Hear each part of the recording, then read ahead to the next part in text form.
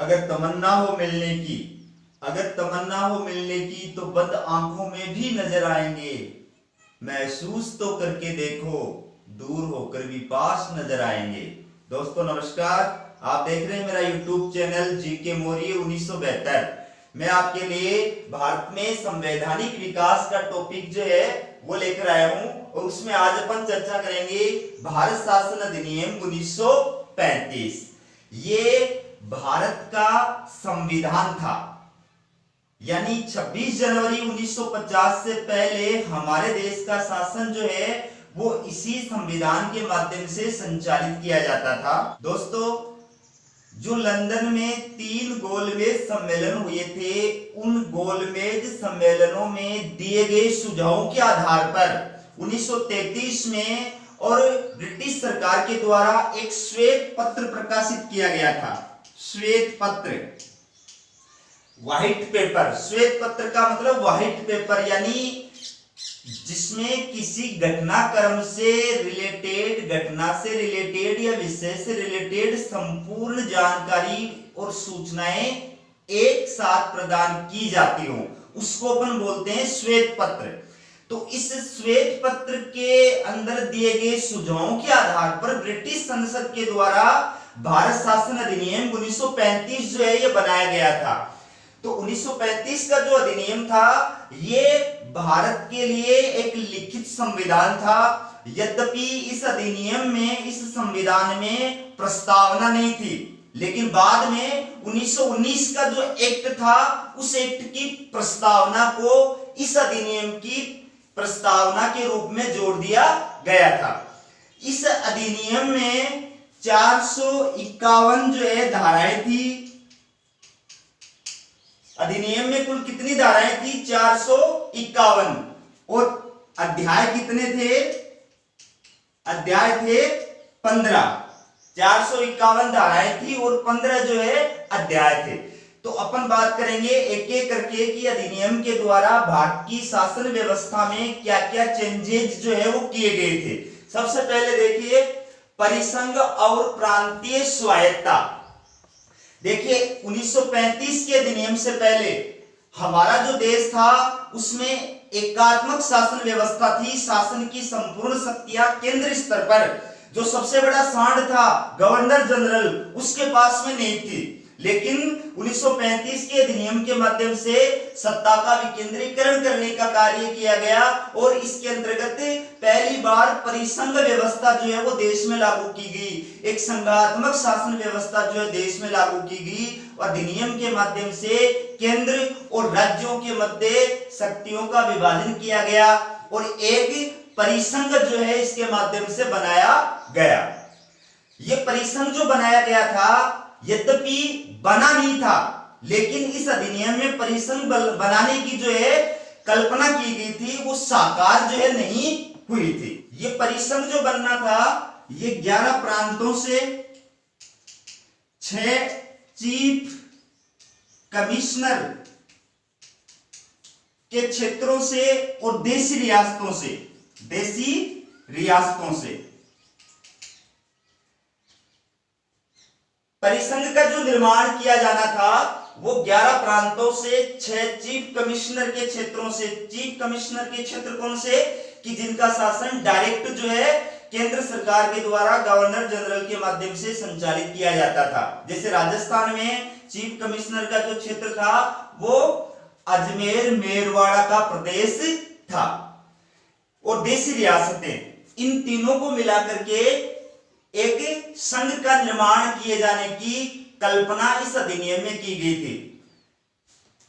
प्रांतों और चीफ कमिश्नरों के लिए संघ में शामिल होना अनिवार्य था, जबकि देशी रियासतों के लिए संघ में शामिल होना ऐच्छिक था। क्योंकि देशी रियासतों ने संघ में शामिल होने की इच्छा जाहिर नहीं की, वो संघ में शामिल नहीं हुई, उस वजह से इस एक्ट के तहत जो संघ व्यवस्था बनाने की कल्पना की गई थी, एक संघ बनाने की जो कल्पना की गई थी वो पूरी नहीं हो सकी थी।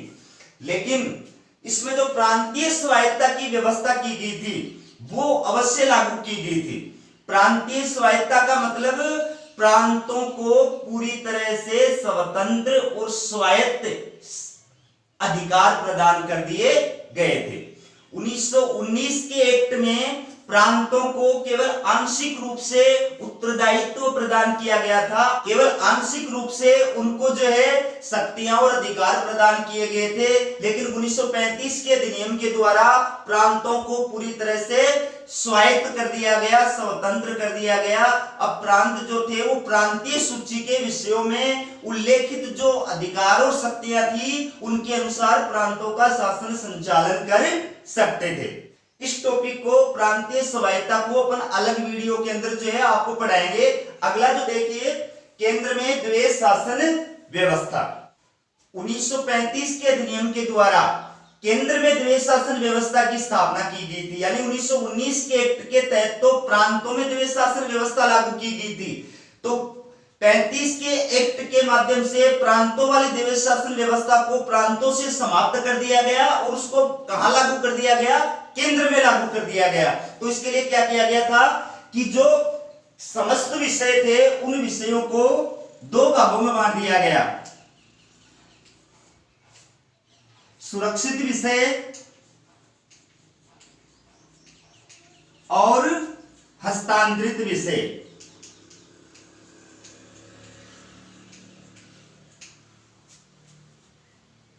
संपूर्ण जो विषय थे उनको दो भागों में बांट दिया गया, सुरक्षित विषय और हस्तांतरित विषय। सुरक्षित जो विषय थे इनका शासन जो है वो गवर्नर जनरल और उसकी कार्यकारिणी परिषद,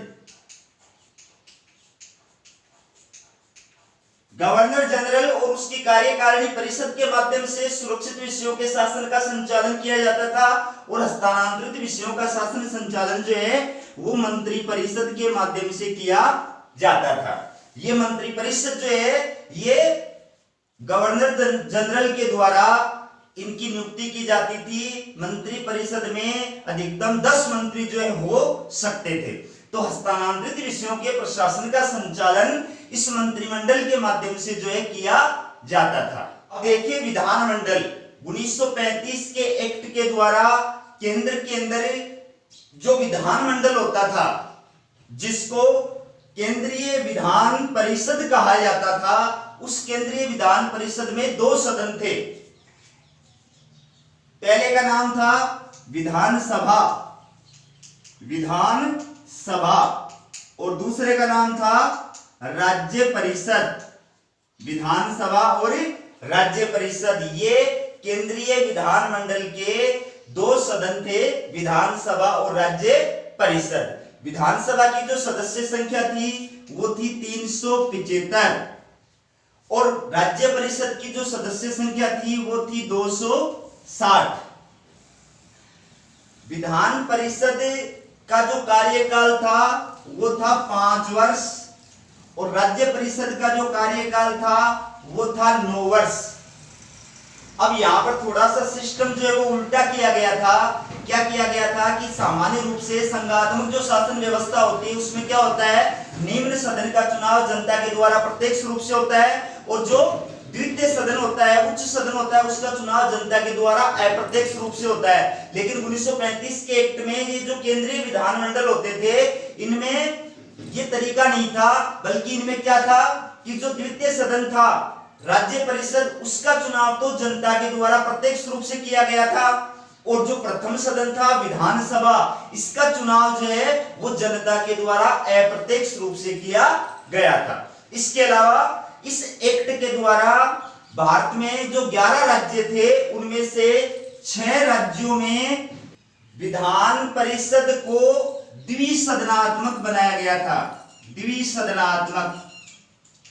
11 में से 6 राज्यों के अंदर 6 प्रांतों में जो विधानमंडल होते थे जिनको विधान परिषद कहा जाता था उनको क्या किया गया था, द्विसदनात्मक बनाया गया था और शेष राज्यों के अंदर विधानमंडल जो थे वो एक सदनात्मक बने हुए थे। अब अपन बात करते हैं केंद्र और प्रांतों में विधायी शक्तियों का वितरण। 1935 के एक्ट के द्वारा केंद्र और प्रांतों के बीच में शक्तियों का विभाजन किया गया था। वर्तमान संविधान में जो 7वीं अनुसूची के अंदर केंद्र और राज्यों के बीच में शक्ति विभाजन का उल्लेख किया गया है, वही उल्लेख जो है 1935 के अधिनियम के माध्यम से और केंद्र और प्रांतों के अंदर किया गया था। तो इसके लिए क्या किया गया था, 3 सूचियां बनाई गई थी। केंद्र और राज्यों में शक्ति विभाजन के लिए क्या किया गया था, 3 सूचियां बनाई गई थी। संघीय सूची, प्रांतीय सूची और समवर्ती सूची। ये 3 सूचियां जो 1935 के अधिनियम के तहत बनाई गई थी। संघ सूची में 59 विषय थे, संघ सूची में 59 विषय थे, प्रांतीय सूची में 54 विषय थे और समवर्ती सूची में 36 विषय थे। संघीय सूची में जो 59 विषय थे वो राष्ट्रीय महत्व के विषय थे। इन विषयों पर शासन संचालन करने का अधिकार गवर्नर जनरल को था, कानून बनाने का अधिकार केंद्रीय विधानमंडल को प्राप्त था। प्रांतीय सूची जो थी इसमें 54 विषय थे और ये क्षेत्रीय महत्व के विषय होते थे। इन पर शासन संचालन का अधिकार गवर्नर को होता था और कानून बनाने का अधिकार जो प्रांतीय विधान परिषदें होती थी उनको होता था। समवर्ती सूची के अंदर 36 विषय थे और इन विषयों पर कानून बनाने का अधिकार, शासन संचालन का अधिकार केंद्र और प्रांत दोनों की सरकारों को होता था। लेकिन अगर केंद्र और प्रांत के द्वारा बनाए गए किसी कानून में विरोध की स्थिति है तो फिर केंद्र का कानून मान्य होता था और राज्य का कानून जो है वो रद्द हो जाता था। अवशिष्ट जो विषय हैं, अवशिष्ट विषयों के बारे में 1935 के अधिनियम में एक विशिष्ट व्यवस्था की गई थी। क्या कि अवशिष्ट विषय न तो केंद्र को प्रदान किए गए थे न प्रांतों को प्रदान किए गए थे, बल्कि अवशिष्ट विषय गवर्नर जनरल को प्रदान किए गए थे। जनरली क्या होता है, संघात्मक शासन व्यवस्था में अवशिष्ट जो विषय होते हैं वो प्रांतों को प्रदान किए जाते हैं, लेकिन 1935 के अधिनियम के तहत अवशिष्ट विषयों पर कानून बनाने का जो अधिकार था वो गवर्नर जनरल को प्रदान किया गया था। अगला देखिए, संघीय न्यायालय। देखिए 1935 के अधिनियम के द्वारा भारत में एक संघीय न्यायालय सुप्रीम कोर्ट की स्थापना की गई थी। भारत में इस एक्ट के तहत 1 अप्रैल 1937 को सुप्रीम कोर्ट की स्थापना की गई थी। आप देखते रहे, जुड़े रहे मेरे साथ। मैं बिल्कुल इस टॉपिक को इतना क्लियर कर दूंगा कि इस टॉपिक में से एग्जाम में कहीं से भी अगर प्रश्न आ जाएगा आप बिल्कुल कॉन्फिडेंस के साथ उस प्रश्न को कर सकते हैं। तो मैं आपको बता रहा था कि 1935 के एक्ट के तहत हमारे देश में सर्वोच्च न्यायालय की जो स्थापना की गई थी वो 1 अप्रैल 1937 को की गई थी। इस सर्वोच्च न्यायालय में 3 न्यायाधीश होते थे। एक मुख्य न्यायाधीश होता था और 2 अन्य न्यायाधीश होते थे। इनका जो कार्यकाल होता था वो सदाचार पर्यंत या 65 वर्ष की आयु तक होता था। ये जो है अपील के मामले में सर्वोच्च न्यायालय की स्थिति नहीं रखते थे, मतलब इनको संविधान की रक्षा करने का अधिकार था, लेकिन ये सर्वोच्च अपीलीय न्यायालय नहीं थे। क्यों? क्योंकि इस न्यायालय के द्वारा दिए गए निर्णय की जो अपील है वो ब्रिटेन में स्थित प्रिवी काउंसिल इसमें की जा सकती थी। सर्वोच्च न्यायालय द्वारा दिए गए निर्णय के विरुद्ध अपील कहां हो सकती थी? लंदन स्थित प्रिवी काउंसिल में अपील की जा सकती थी। अगला देखिए, भारत परिषद का अंत। देखिए गवर्नर जनरल को, जो देश का सबसे बड़ा सांड था, उसको भारत के शासन का संचालन करने में एडवाइस देने के लिए, सलाह देने के लिए और भारत परिषद इंडियन काउंसिल नामक संस्था की स्थापना की गई थी और यह की गई थी 1858 के एक्ट के द्वारा। 1858 के भारत परिषद अधिनियम के द्वारा भारत परिषद नामक संस्था की स्थापना की गई थी, जिसमें 15 सदस्य होते थे। लेकिन 1935 के एक्ट के द्वारा इस भारत परिषद को समाप्त कर दिया गया। अब सांप्रदायिक निर्वाचन पद्धति का विस्तार। जो सांप्रदायिक प्रणाली भारत में मुसलमानों के लिए 1909 के एक्ट के माध्यम से लागू की गई थी और फिर 1919 के एक्ट में उसको और बढ़ा दिया गया था उस प्रणाली को 1935 के एक्ट में भी और बढ़ा दिया गया। अब इसके माध्यम से अलग अलग संप्रदायों को, हितों को और वर्गों को केंद्रीय विधानमंडलों में जो है प्रतिनिधित्व देने का प्रावधान किया गया। मुसलमानों के लिए केंद्रीय विधानमंडल के दोनों सदनों में, विधानसभा और राज्य परिषद दोनों सदनों में 1/3 सीटें जो है वो आरक्षित कर दी गई। दोस्तों 1935 के अधिनियम की आलोचना करते हुए पंडित नेहरू ने क्या कहा था? इस एक्ट को दासता का घोषणा पत्र कहा था। इस एक्ट की पंडित नेहरू ने आलोचना करते हुए और क्या कहा था कि ये एक्ट जो है 6 ब्रेक वाली बिना इंजन की गाड़ी के समान है। चक्रवर्ती राजगोपालाचारी ने इस एक्ट की आलोचना करते हुए क्या कहा था कि ये एक्ट जो है वो द्वैध शासन व्यवस्था से भी बुरा है। जिन्ना ने इस एक्ट की आलोचना करते हुए क्या कहा था कि ये 1935 का जो एक्ट है ये पूरी तरह से सड़ा हुआ, मौलिक रूप से खराब और अस्वीकृति के योग्य है। इस प्रकार से अलग अलग विद्वानों ने 1935 के अधिनियम की आलोचना की थी। लेकिन महत्वपूर्ण बात यह है कि भारत के संविधान के अंदर आज भी अधिकांश जो प्रावधान है वो 1935 के अधिनियम से ही लिए गए हैं और 26 जनवरी 1950 से पहले तक हमारे देश का जो शासन है वो इसी अधिनियम के माध्यम से, इसी संविधान के माध्यम से संचालित किया जाता रहा है। दोस्तों धन्यवाद। मेरा वीडियो कैसा लगा कमेंट करके बताएं और वीडियो को ज्यादा से ज्यादा जो है शेयर करें।